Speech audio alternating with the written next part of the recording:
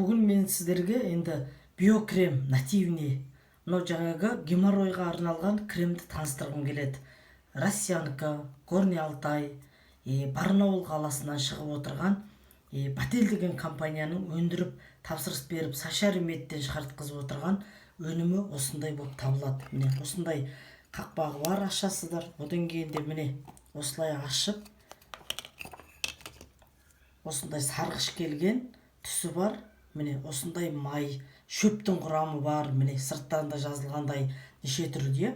Арабалдың да қоспасы бар. Бұл апифитотерапияға жататын сондай өнім.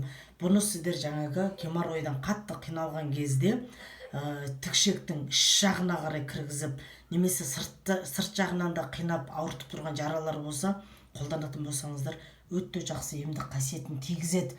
Бұл енді жаңағы геморройға жол жоқ. Көптеген кісілер қазір мына заман талабына сай ма, мына көп отыратын жұмыс жасағандық ма, көптеген адамдар осы геморройдан жаңа босанған әйелден бастатып қиналып жатыр. Сондықтан бұл не жасайды?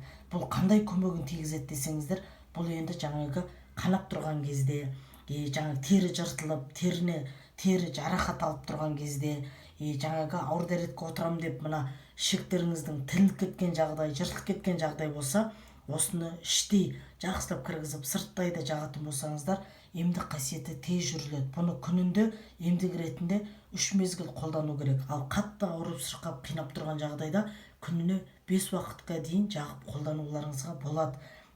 Бұл енді проктологический биокремнің код 65149. Бағасы каталог баға бойынша 3036 теңге, ал өзіміздің 35% жеңілдікпен 2171 теңге тұрады. Ұзақ уақытқа жетеді. Мына жолдасымның ақырындап өзінің профилактика ретінде қазір бәрі жақсы болған, дегенмен де профилактика ретінде қолданып отырған өнімін түсіріп сіздерге көрсетіп жатқан жайым бар. Геморройдан босанған әйелдер қатты қиналып жүр. Одан кейін шоферлар енді жаңағы профессионалдық ауру деп айтады.